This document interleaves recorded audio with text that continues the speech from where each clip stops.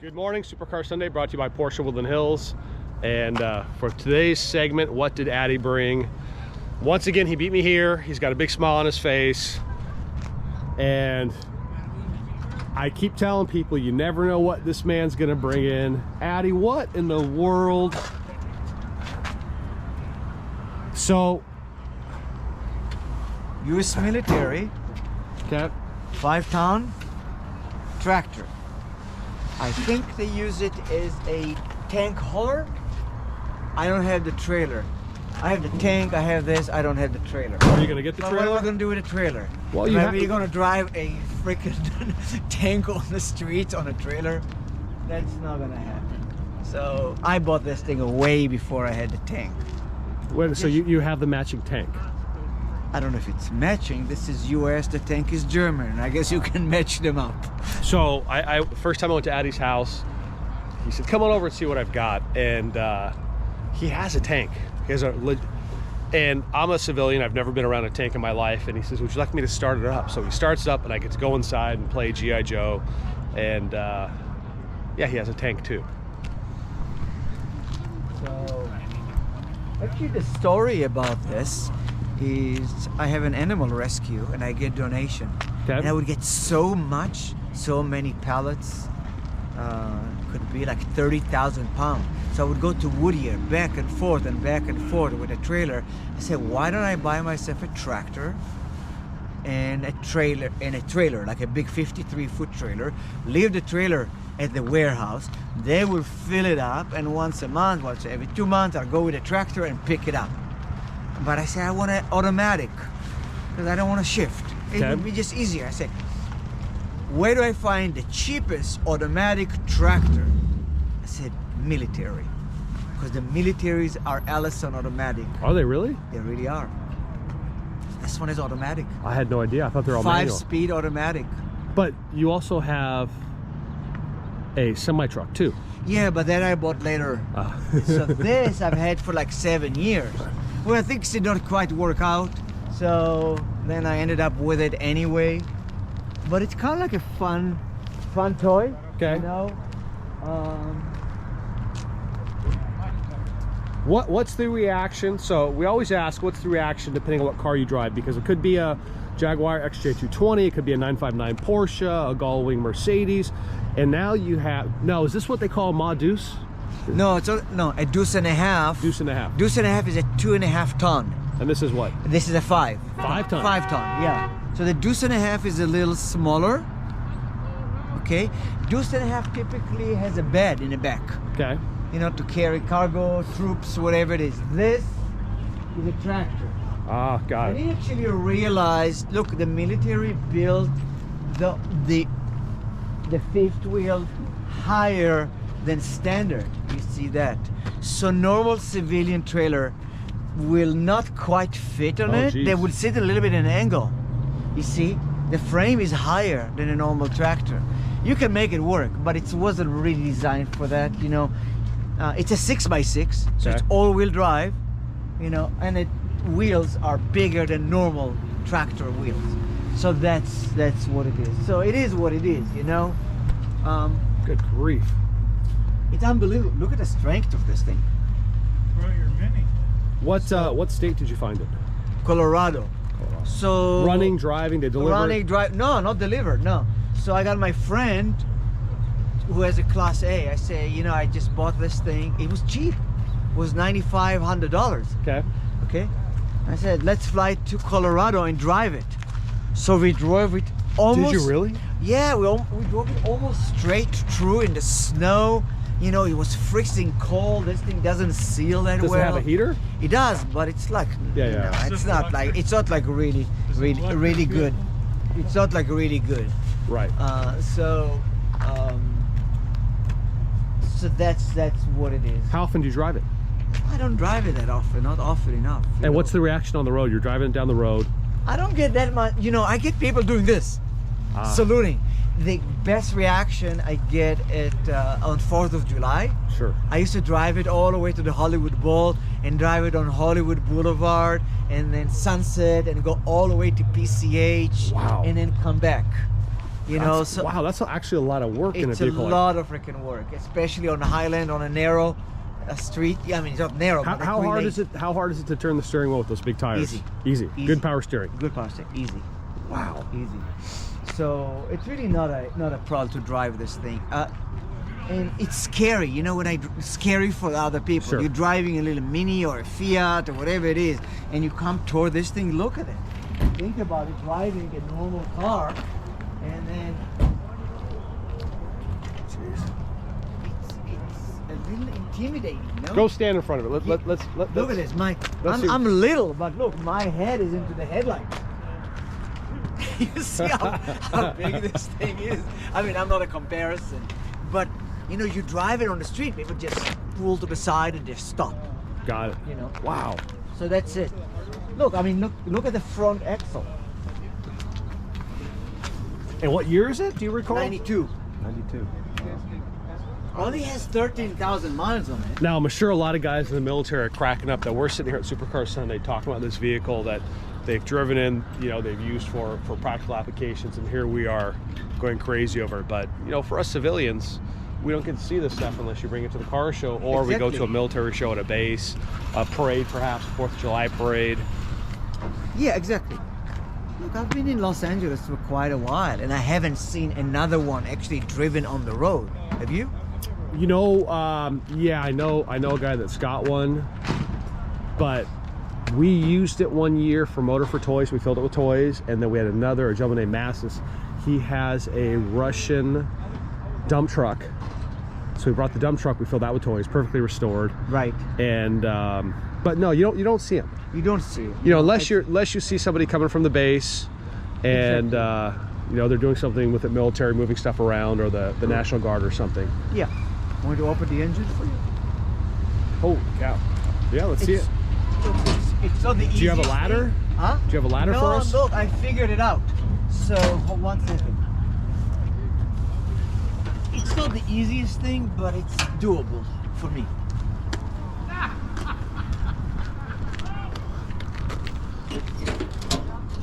Okay, so now, see, I thought to pull on this, Okay. but that's not possible.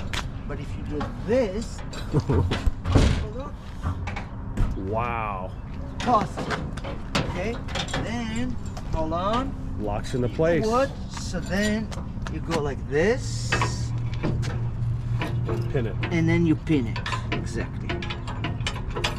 Like this, safe. Jeez. Okay, and then you know, I mean, Good old it's Cummins like, motor. yeah, it's like fun. You know, you go, you know, you climb on it. See? Now, about a year and a half You wanna ago, climb up? about a year and a half ago, you were on your tractor trailer and you hurt your ankle, and now here you are back again, Climbing. climbing like on a monkey. big truck. See? Look at this. This is serious, huh? Jeez.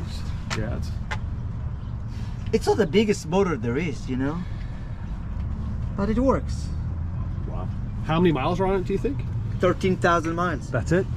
Yeah, you know how the military buys stuff, buy new thing, pay, I don't know, Oh, yeah. $150,000 for a truck like this, maybe more, and then sell it for $5 grand.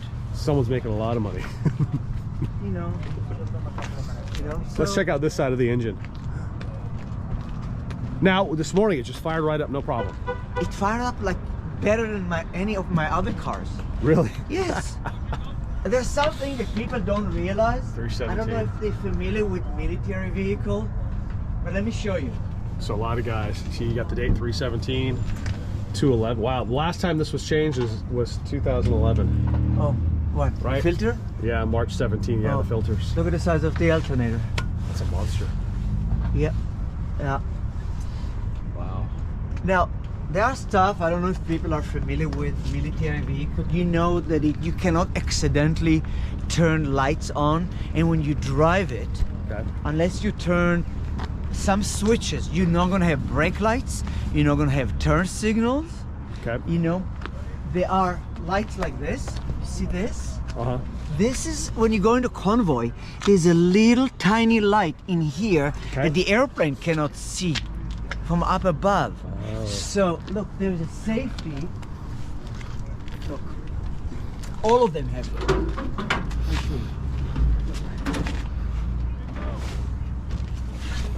You want to climb up here? Here, so you see, this is a very standard. You see, those are the switches. Right. Can't turn them on accidentally. Okay, you have to lift the lock and turn this thing on, and then turn this thing on like that, and then so you have to physically force it. And now, you see, turn signal will work. Yeah. Okay, if I turn the headlights off, There's no power going through it. it's Right. nothing works. So you could, yeah, the truck is dark, so they don't see it.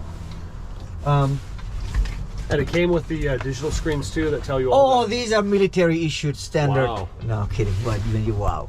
Well, I was shocked, but you know the gas temperature's right and. Oh, and all this the is pressure. standard. This I added. Oh, you added those. I added the two screens. Yeah, those are made in China. So Sacrilege. no, but you know you Because don't. most diesel truck guys put on like an edge tuner. I mean, I've got a similar screen for my 7.3 Power Strokes just to watch all the engine gas temperatures and. No, this is Trans-temps. this is a rear view cameras. Oh, those are review cameras. Rear view cameras. Here, Smart, look. okay. Here. Oh, there's the heater. Heater Oh, works. also here. See. So I put a camera Smart. behind, Yeah, and I just put a can't see camera well. to see on my right lane. Got it, So I I see who is. Yeah, it's easier to drive like that. See, there is a heater. And it's automatic, yeah. It's automatic. Oh, this truck has a self-inflating tires. I saw. You saw that? Yep. So there's highway. Let me see. Yeah. There's I don't know what XC is, but C send, emergency, and run flat. Wow.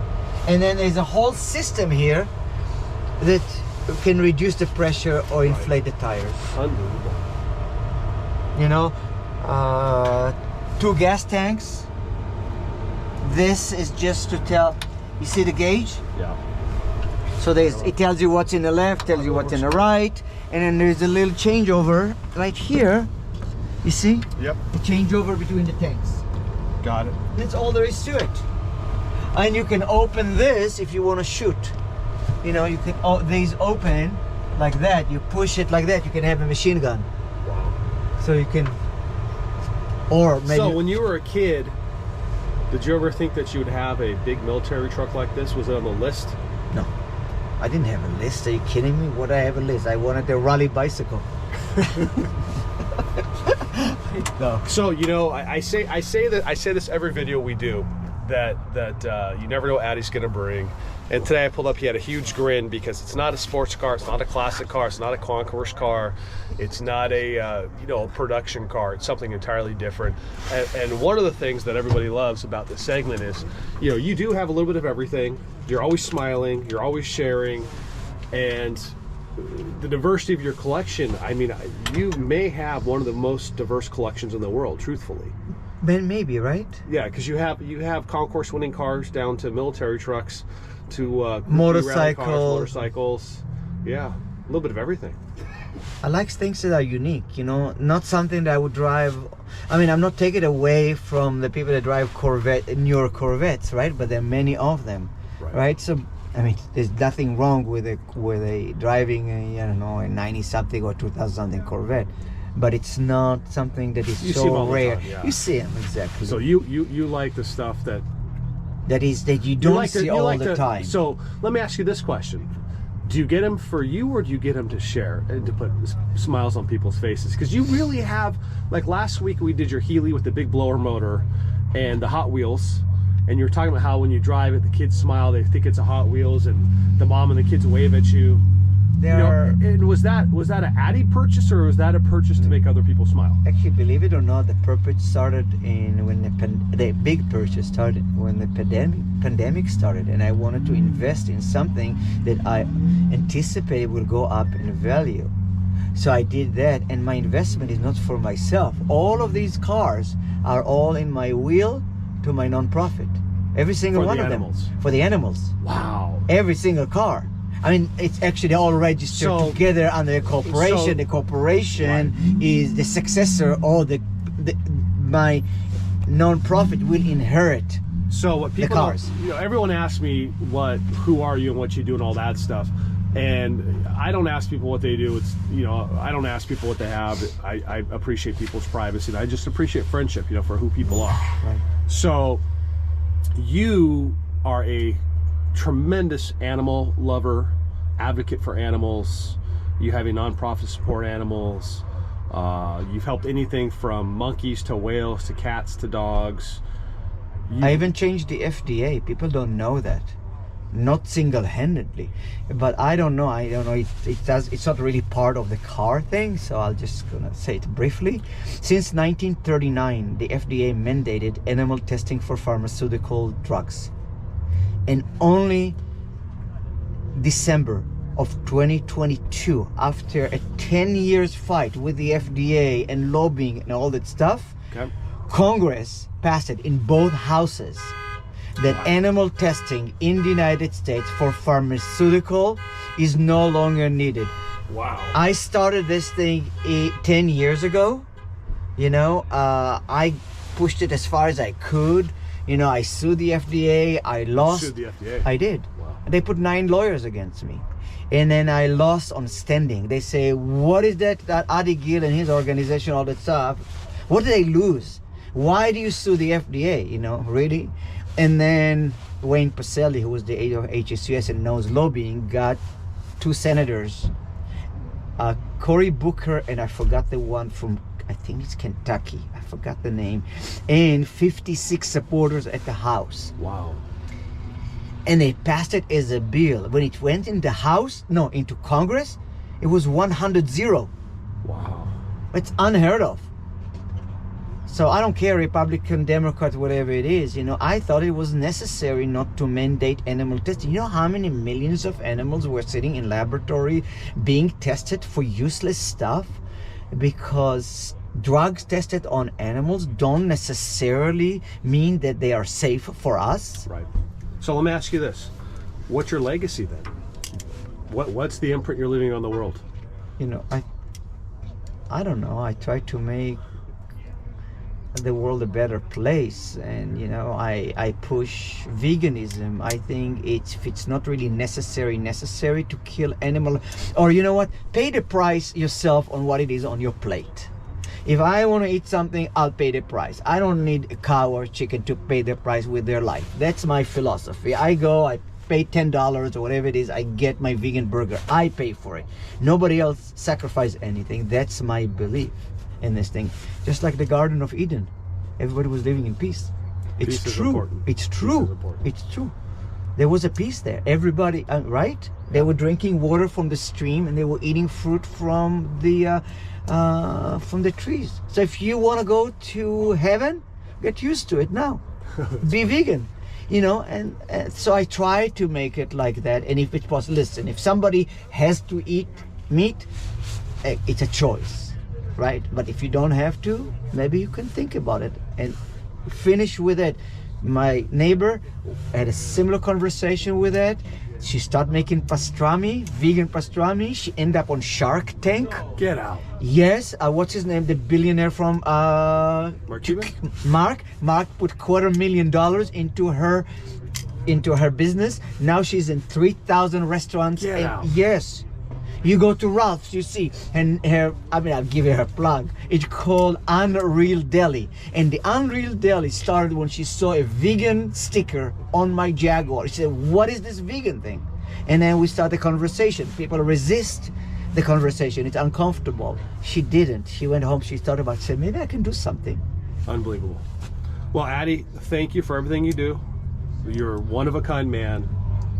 You really are. There's nobody like you. All these years, 20-something years I've been doing the car show, there's absolutely nobody like you, and I appreciate what you do, and I thank you for always sharing with us and bringing something fun, and for your legacy you're leaving for the world. Thank you, sir. Thank you. Thank you so much. No serenading, even though we're in the military. So that's a little more info on Adi. A lot of people have been asking, and I'll just tell you, he's really one of a kind, and a lot of fun.